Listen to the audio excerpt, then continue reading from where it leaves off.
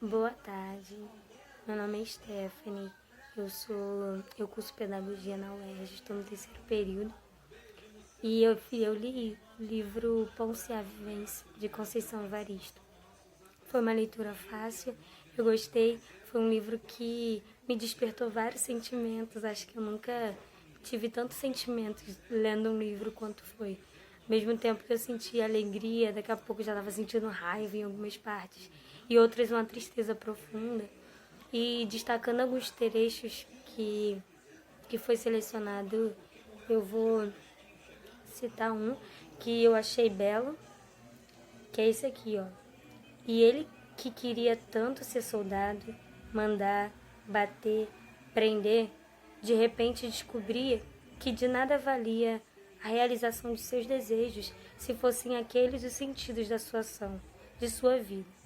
Eu achei belo porque o irmão de Ponciá, durante ele vai falar que ele virou soldado e tudo mais, e depois ele vê que ele queria ser soldado para mandar, para bater, para prender as pessoas, mas depois ele vê que aquilo não tem sentido, que o real sentido da vida dele seria poder ajudar outras pessoas que a vida dele servisse como base para outras pessoas a construir suas vidas e a dar prosseguimento, e ele mesmo dar prosseguimento na vida dele com ele, com a família, buscando as raízes dele e não fazer algo que não ia trazer sentido para ele. Eu achei isso muito belo, porque muitas das vezes a gente faz as coisas muito para isso, por algum determinado sentido que não é o real sentido, sabe? Não é o que deveria ser de fato, ou que realmente nos atravessa. Por isso eu achei muito bonito. Eu também achei um trecho triste, que é esse aqui, ó. Vô Vicêncio com a mulher, os filhos. Vô Vicêncio com a mulher, os filhos viviam anos e anos nessa lida. 3 ou 4 dos seus, nascidos do ventre livre, entretanto, como muitos outros, tinham sido vendidos.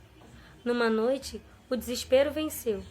Vô Vicêncio matou a mulher e tentou acabar com a própria vida. Armado com a mesma foice que lançara contra a mulher, começou a se autoflagelar, decepando a mão. Eu achei muito triste, porque é o avô de Ponciá, e daí ele vê que ele já está cansado disso tudo, dessa vida que ele tem, de ter que trabalhar, e dos filhos que agora estariam livres, mas foram vendidos, então seriam escravos ainda assim, e de todo esse sofrimento. Então a maneira que ele achou de acabar com isso tudo foi enquanto foi a morte. Tanto é que ele mata a sua esposa e ele tenta se matar e fica até cotoco. E eu acho que me atravessou muito, porque a maioria das pessoas, ainda mais com hoje, com o mal do século, que é a depressão, as pessoas elas entendem muito isso. Elas não conseguem muito lidar com as coisas e acham que a morte é o resultado disso. Como se fosse acabar o sofrimento na morte.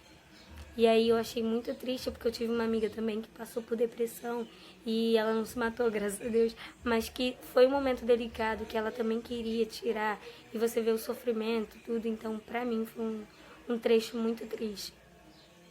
E aí teve um outro que me provocou um sentimento assim, nem belo, nem triste.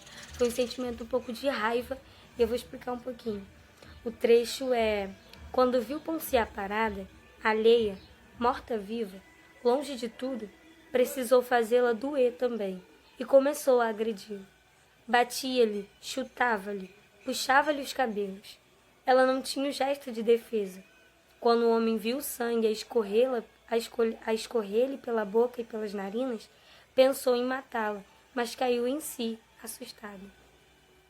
Esse trecho me provocou raiva, porque esse é o esposo de Ponciá Vivência, e aí ele bebe, e aí ele chega em casa, e aí ele vê ela parada ali, olhando pra nada, e ele começa a bater nela. Eu sei que talvez fosse para ver uma reação dela, que fazia muito tempo que ela ficava parada, mas mesmo assim eu fiquei com muita raiva dele chegar, dele bater, dele, entende, tirar sangue dela.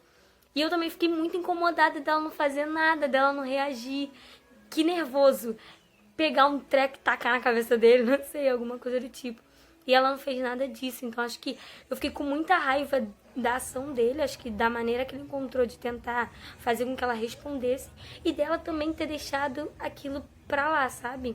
Eu sei que depois ele se sentiu mal com isso tudo, mas naquele momento eu senti muita raiva por conta disso.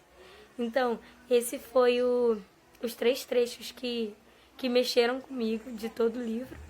E é isso. Olá, meu nome é Ismaria, sou do curso de Pedagogia do 3º período. E a leitura que eu fiz foi do livro de Poncial Ascencio, de Conceição de Evaristo, que para mim foi uma leitura muito fácil de entender, de compreender, de acompanhar a história que ela está narrando ali, até pelo fato também de ser vivências que ela conta da personagem, que se mistura um pouco com o que ela viveu, né? Que ela no final ela até diz isso. E os trechos que eu separei, que foram estipulados, né? Um belo, um triste e um outro sentimento. O primeiro trecho que eu separei, que é belo, é o seguinte, que se conta na página 24 e 25. Nos tempos de roça de Ponciá, nos tempos de casa de pau a pique, de chão de barro batido, de boneca de espiga de milho, de arco-íris feito cobra coral, bebendo água no rio, a menina gostava de ser mulher. Era feliz. A mãe nunca reclamava da ausência do homem. Vivia entretida cantando com suas vasilhas de barro. Quando ele chegava, era ela quem determinava o que o homem faria em casa naqueles dias. O que deveria fazer quando regressasse lá para as terras dos brancos.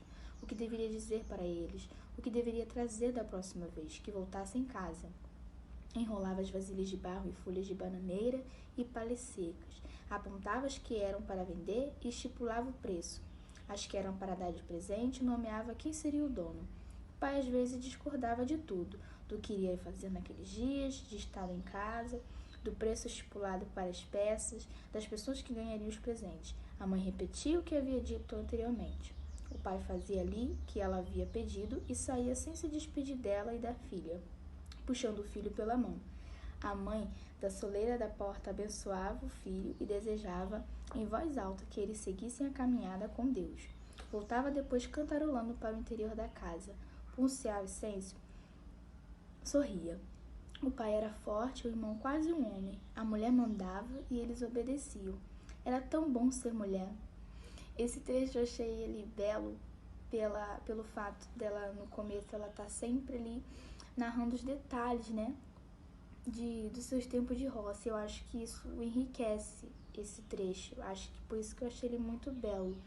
Por ela trazer essa riqueza de detalhes, de como que era o local, de como que era o papel da mulher ali no tempo de roça, mesmo sendo um tempo difícil, de dificuldade. A mulher sentia esse poder e mandava, né?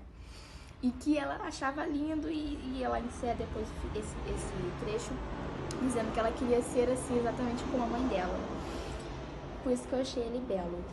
E vamos pro trecho triste que eu separei, que se conta na página 35 e 36. A noite passou lenta e friorenta. Ponciá escutou todas as badaladas do sino da igreja e assustou-se com todas. Ficou relembrando de sua infância, dos casos da roça, dos fatos de vidas e de morte. Lembrou da mulher alta, transparente e vazia, que tinha sorrido para ela, um dia no meio do milharal. Lembrou do velório do vô Vicêncio, do cheiro e da luz da vela. Lembrou-se de que sempre ouvira dizer que o avô deixava uma herança para ela. Lembrou-se do pai que saíra para trabalhar e que não voltara nunca mais. Lembrou-se ainda do trabalho que fizera no barro e que todos diziam ser o vô Vicêncio. A papoula trouxa, que pena! Havia esquecido o homem de barro em casa. Veio-lhe a lembrança do ar aflito e desesperado da mãe na hora da partida. Nesse recordar misturou-se o rosto do irmão, que já não via havia mais de um mês. Sentia um peso no coração, uma tristeza funda e um mau presságio. Levantou aflita, queria ir. Aonde? Sentou-se novamente. Um mendigo dormia profundamente ao lado dela, mas de vez em quando se batia todo. Desejou estar no trem, estar de volta. Escondeu o rosto sobre a trouxa que estava no colo e, bem baixo, quase silenciosamente, quase escondida de si própria, chorou. Esse trecho eu achei ele triste porque, desde o começo ao fim, ele narra uma tristeza que a personagem ela tá sofrendo ali. Tanto nas recordações de tristezas que ela já viveu, como na atual também, que recai uma tristeza profunda nela. E aí ela encerra até dizendo que chorou, né? E o último trecho que até a Stephanie também escolheu, que pra mim também eu escolhi dessa forma, que pra mim trouxe um sentimento de raiva, que é o que tá na página 82 e 83. Que é exatamente o que ela leu, não vou ler aqui pra não ficar repetitivo.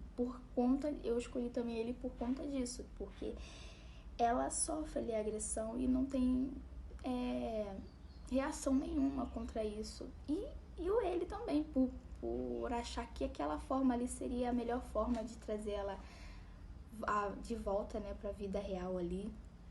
Mas não, e acho que pela situação também toda, né, de ter chutado, de ter batido nela ali, agredido ela de uma forma e de ter feito ela sangrar, né, e aí me trouxe esse sentimento de raiva tanto dele quanto dela por não ter tido nenhuma reação.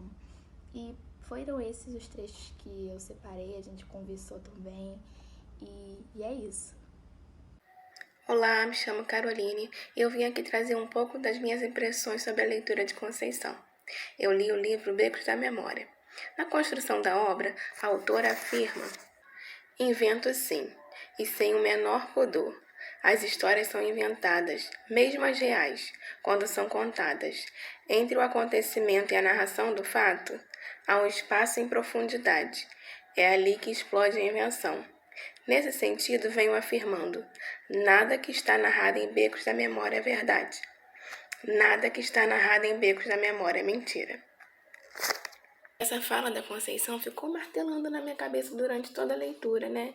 E eu percebi que as histórias narradas ali em Beco são memórias da Conceição, são memórias minhas, são memórias de meus antepassados, de meus familiares, dos meus vizinhos. O romance Beco retrata a história de moradores de uma comunidade que será desapropriada, né? Quem nos leva a passear por becos e memórias é a jovem Maria Nova, né? Que muitas vezes eu me vi em Maria Nova.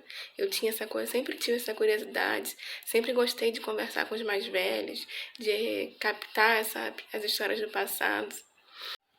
E outra personagem que ganhou destaque no meu coração foi Vó Rita, né? Vó Rita me remeteu muito a uma bisavó que eu nunca nem conheci. Mas eu lia sobre Vó Rita e lembrava da minha bisavó. A minha tia sempre contou sobre histórias da minha bisa, né? De como ela era querida por todos, de como ela reunia as pessoas. E cada vez que eu li sobre Vó Rita, lembrava de minha avó Maria. Assim, me trouxe essa lembrança de uma pessoa que eu nunca convivi, mas que eu li Vó Rita e lembrei de minha bisa. Teve também as histórias de violência, né? De violência sexual, de violência doméstica, que fluem assim, do livro para histórias do nosso cotidiano, para questões entre nossos vizinhos, questões que a gente leria numa matéria de jornal hoje. Teve também a pitada de romance assim, mais bonito com o amor de Dora e Negro Alírio, né? A história que mais me comoveu foi quando eu chorei bastante, foi a história da Ditinha, né, que roubou a pedra da patroa, e é toda aquela miséria, e é tudo que a gente vê hoje em dia ainda, né, essa contradição social tão grande no nosso país, e me levou às lágrimas. E para encerrar, eu diria que a Conceição, ela inventa um mundo que existe. Parece que ela entrou na minha vida e leu minhas memórias e as memórias dos meus. Foi uma leitura, assim, que me acrescentou muito.